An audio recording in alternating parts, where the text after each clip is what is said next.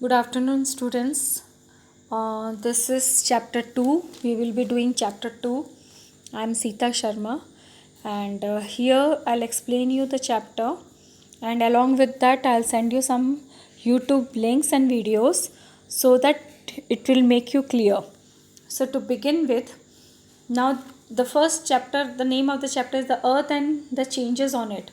The Earth and the changes. Earth, changes means with the course of time, as we change from childhood to younghood, then to elderly age. So accordingly, the earth also is changing day by day. Some changes are slow, which are not visible, and some changes are so fast that which are visible. So accordingly, I'll explain you. So here, the surface of the earth never remains the same. It is constantly undergoes changes. These changes can be sudden or gradual. The sudden changes originate inside the earth due to volcanic or earthquake activities. These forces bring radical changes and are easily visible. On the other hand, some changes are very slow and take place gradually over a very long time. This could be due to natural forces such as carrying of soil by rain, water, changes in the course of river, wind carrying soil particles with them, etc. So बेटा यहाँ पे मैं ये बताना चाह रही हूँ कि अर्थ समय समय पे चेंज होता रहता है. अर्थ के कुछ चेंजेस जो होते हैं, जो आपको चेंजेस दिखाई देते हैं बेटा, वो या तो सडन होते हैं या ग्रेजुअल. सडन मीन्स अचानक से होते हैं, एंड ग्रेजुअल मीन्स धीरे धीरे रोज हो रहे हैं, जो हमको समझ में नहीं आ रहा है.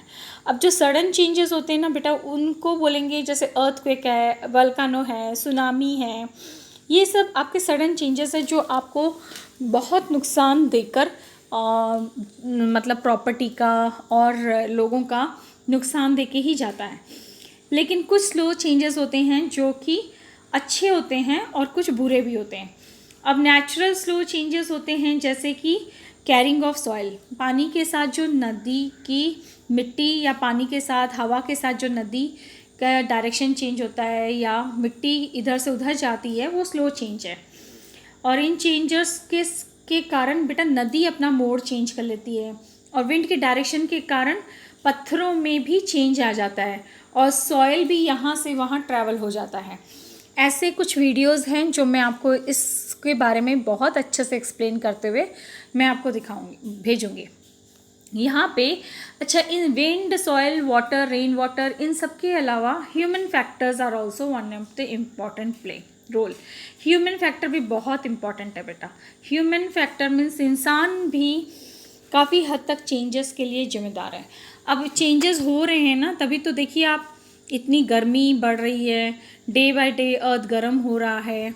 और इसके अलावा बेटा अर्थ तो गर्म हो रहा है, साथ में आप देखिए इतनी इंडस्ट्रीज़, इतने कंक्रीट जंगल, यानी कि इतने बिल्डिंग्स बन रही हैं कि आप खुद अपने शहर या गांव में जब कुछ सालों बाद जाते हो तो देखते हो कितना चेंज हो गया है, ऐसा बोलते हो, क्योंकि हम फॉरेस्ट कट कर रहे हैं. सो देखो यहाँ पे क्या लिखा है कि human factors can play equally important role in changing the surface of earth. तो चेंजेस में अर्थ ह्यूमन फैक्टर सबसे बड़ा रोल है. फॉर एग्जांपल कैसे, जैसे कटिंग डाउन ऑफ ट्रीज़, हम ये काम करते ही हैं. कंस्ट्रक्शन ऑफ रोड्स हो तो आए दिन होते रहता है, ब्रिजेस बनते रहते हैं, रेलवे लाइंस बनती रहती हैं, और लार्ज स्केल में माइनिंग इंडस्ट्री, डैम्स, ये सब भी बहुत होते हैं बेटा. माइनिंग से भी बहुत अर्थ के स्ट्रक्चर चेंज होते रहते हैं. तो आज हम इस चैप्टर में ग्रेजुअल चेंजेस और सडन चेंजेस के बारे में पढ़ेंगे. Okay, so that will involve with bringing gradual changes on the अर्थ. तो ये जो ग्रेजुअल चेंजेस होते हैं ना बेटा, या जो भी चेंजेस होते हैं, वो दो प्रकार के होते हैं. एक एक्सटर्नल चेंज और एक्सटर्नल प्रोसेस, और दूसरा है इंटरनल. ये एक्सटर्नल प्रोसेस क्या होता है? Any process working on the earth surface and bring changes on it is known as external. मतलब जो अर्थ के ऊपर जो चेंजेस होता है वो एक्सटर्नल चेंजेस होते हैं, और अर्थ के अंदर जो चेंजेस होते हैं वो इंटरनल चेंजेस होते हैं.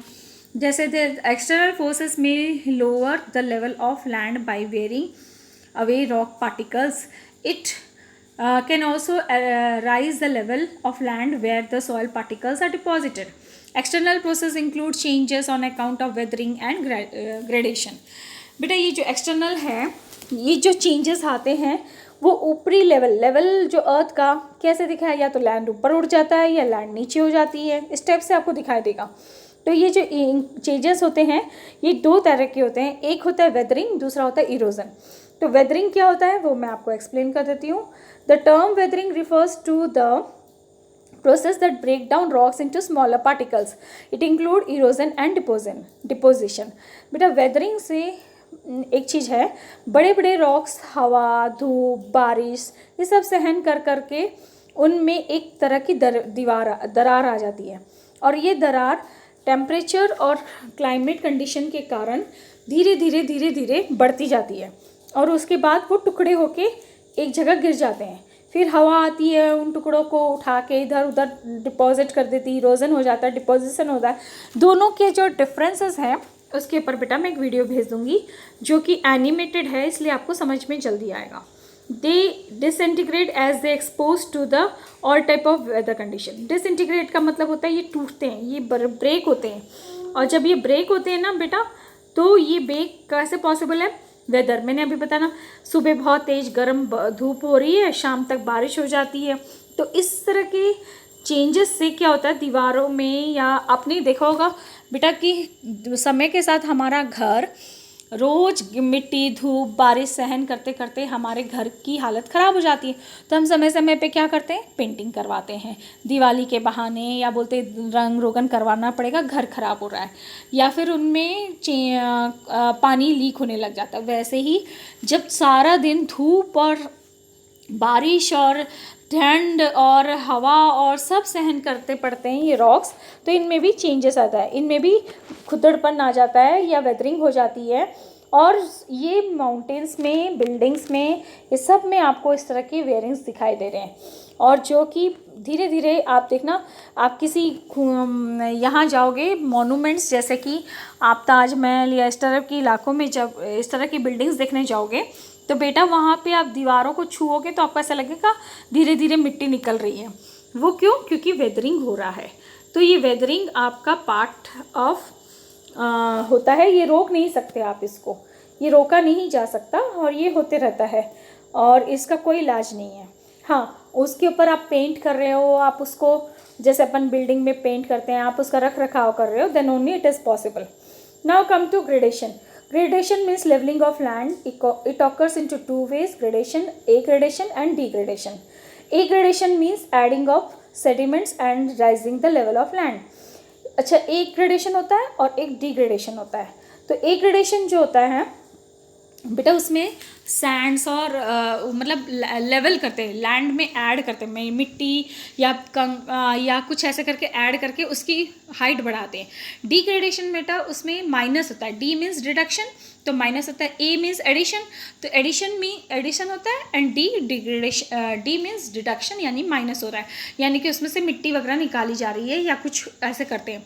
तो देखो degradation means breaking wearing of sediments and lowering the level of land, ये होता है। अब इरोशन एंड डिनरेशन क्या होता है?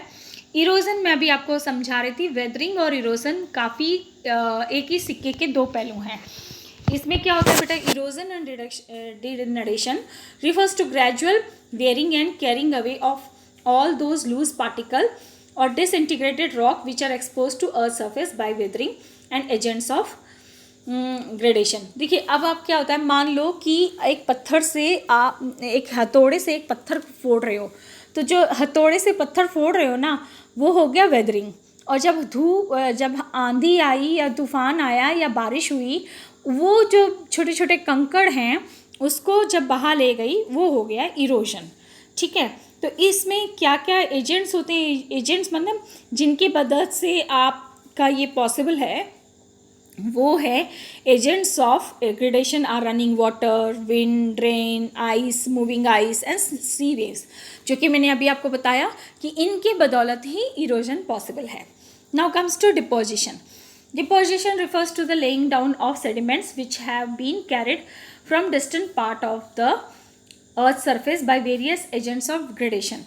The continuous process of deposition result in the formation of soil of other places.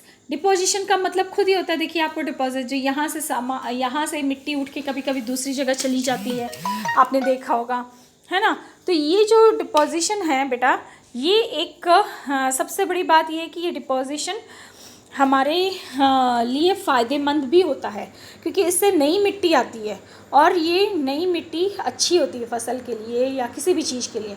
इसका मैं आगे आपके बारे में बताऊंगी। जैसे कि देखिए, laying down of sediments which have been carried from different parts of the earth surface, ये हवा के साथ, इधर किसी की चीज़ के साथ ये मिट्टी इधर से उधर हो जाती है। तो ये continuous process of deposition result in the formation of soil to other places. अब यहाँ से वहाँ सॉइल इरोजन होता है, ये भी आप बोल सकते हो, और सॉइल फॉर्मेशन भी हो सकता है, ये भी आप बोल सकते हो। ये डिपेंड करता है कि आप किस तरह से आपका वहाँ पे एजेंट काम करता है। एजेंट यानी कि आपका wind, soil, moving ice, water, running water, ये सब एजेंट्स हैं। अच्छा, एक और चीज़, ये जो रेट है, आप इसको कैसे पता चलेगा कि किस रेट पे ये हो रहा है?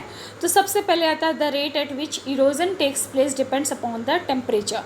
अब ये इरोजन किस रेट पे होता है? तो बेटे टेम्परेचर हाई है, लो है तो धीरे चलेगा, हाई है तो फास्ट होता है ना। वेजिटेशन कैसा है? वेजिटेशन देखो, मिट्टी से, अगर मिट्टी पूरी तरह से पेड़ पत्तों से भरी है तो वहाँ पे कोई डिपोजिशन और ग्रेडेशन होगा ही नहीं, इरोजन होगा ही नहीं, है ना। और रेनफॉल है, स्लोप ऑफ लैंड है, टाइप्स ऑफ सॉइल है, चेंजेस, एक फैक्टर नहीं है, ये सारे फैक्टर्स हैं जिससे कि इरोजन को हाई या लो या फास्ट या स्लो पे डिपेंड करता है। तो बेटा ये बहुत ज़रूरी है कि हम इन सब चीज़ों को समझें, है ना। उसके बाद देखिए, एजेंट्स ऑफ ग्रेडेशन में एक और चीज़ आ रहा है, रनिंग वाटर मैंने अभी आपको समझाया बेटा कि it is the important agent of gradation. मतलब रनिंग वाटर बहुत डिपेंड करता है कि आपका एक रनिंग वाटर से मिट्टी, जब भी पानी बहता है, देखिए अपने साथ मिट्टी लेके आता है ना। वो अपने खाली पानी नहीं, आप कभी सी शोर जाइए, समुद्र की लहर जब आती है तो बहुत अच्छा लगता है, और जब वापस जाती है तो मिट्टी बहुत सारा और आपको भी घसीट के ले जाती है। So that is what running water, इतना पावरफुल रहता है रनिंग वाटर कि वो आपको भी हिला देता है। आप कभी समुद्र के सी शोर पे जाके देखिएगा। तो ये रनिंग वाटर जो होता है, इसका सबसे बेस्ट एग्जांपल है कि आप एक नदी कैसे बनती है, आप पहले वो समझेंगे तो ये अपने आप समझ जाएंगे। तो नदी को आप एक बच्चा समझिए, जैसे हम एक बच्चे की लाइफ जीते हैं। पहले बच्चा होता है, फिर वो बड़ा, फिर वो थोड़ा बड़ा होता है, फिर वो यंग एज में आता है, फिर वो थोड़ा सा मिडिल एज में आता है, फिर वो बुजुर्ग हो जाता है, और फिर वो मतलब ये हो जाता है। वैसे ही ये लाइफ जो होती है ना, रिवर की जो लाइफ होती है, उसको लाइफ साइकिल की तरह हम कर सकते हैं। जैसे कि it takes birth on a mountain or hill. नदी जो है या तो माउंटेन से शुरू होगी या हिल से शुरू होगी, ये पक्का है। नदी की शुरुआत ही ऐसी होती है। It becomes larger when it is met by a number of tributaries बेटा, ट्रिब्यूट मतलब मिलना। जब एक नदी के साथ और बहुत सारी नदी आके मिलती है तो वो ट्रिब्यूटरी बन जाती है, और एक नदी से बहुत सारे डायरेक्शन में चली जाती हैं तो डिस्ट्रीब्यूटरी बन जाती है। ठीक है बेटा। follows over the plain and finally ends with it reaches the sea। तो क्या होता है कि नदी पहाड़ से शुरू होती है, फिर वो और सारी नदियों से जुड़ जाती है, फिर वो जाके एंड ख़त्म होता है उसका जब वो समुद्र में मिलती है। तो इसीलिए बोला जाता है in its early stage the river is young. इसीलिए नदी शुरुआत में एकदम यंग हो जाती है, और जब वो यंग होती है ना तो कल नदियाँ बहती हैं। इसीलिए बोला जाता है कल नदियाँ बहती है, पहाड़ों से उतर के गिरती है। ऐसे आपने बहुत सारी पोएम्स में सुना होगा। It flows over steep mountains, बड़े पहाड़ों से फुल फोर्स के साथ नीचे आती है, where the rate of erosion is maximum. अब देखिए, बहुत फुल फोर्स के साथ जब नदी आती है तो यहाँ पे पत्थरों से टकराता है पानी, और पत्थर घिस घिस के पत्थर को सॉफ्ट और मुलायम बना देता है। इसको बोलते हैं erosion. Due to cutting down of work of river it forms a striking youth feature like I shape, और ये बहुत शानदार आई शेप में होता है। और वी वैली शेप में भी आपको माउंटेन्स और वैलीज और वाटरफॉल दिखेंगे। आप देखना वाटरफॉल वाले प्लेसेस में, वैली वाले जैसे प्लेसेस में आपका रिवर का एक अलग ही यंग रिवर टाइप दिखाई देगा, जहाँ पे कल नदियाँ बह रही हैं, पहाड़ों से गिर रही हैं, और पहाड़ों से नदियाँ गिरते हुए पत्थरों को चीरती हुई आगे बढ़ती हैं, रुकती नहीं है ना। नदी एकदम यंग होती है, यंग में एकदम एक्टिव होती है। As the river enters the plain, it comes to the stage of maturity। और जब धीरे धीरे नदियाँ आगे बढ़ती हैं इस प्लेन इलाके में, तो धीरे धीरे नदी शांत हो जाती है, क्योंकि वो मैच्योर हो जाती है। जैसे मैच्योर लोग देखना, आप मैच्योर लोगों से मिलोगे जो वो बहुत शांत होते हैं, इसी तरह नदी भी शांत हो जाती है। And the volume of water increases, the slope of land decreases. जैसे जैसे पानी बढ़ता है और वैसे वैसे जो अर्थ जो स्लोप है, मतलब जो ढलाव है नदी का, धीरे धीरे कम होता है और स्लो हो जाती है स्पीड। यहाँ पे नदी की स्पीड स्लो हो जाती है, और जब वो स्पीड स्लो होती है ना बेटा, तो देखिए वो इस तरह से मियांडर्स ऐसे शेप ले लेती है। देखिए ये जो ऐसे ऐसे शेप दिखाई दे रहा है ना आपको, यूं यूं यूं यूं यूं, ऐसे ऐसे नदी शेप लेते हुए आगे बढ़ती है, और इस शेप को बोलते हैं मियांडर्स।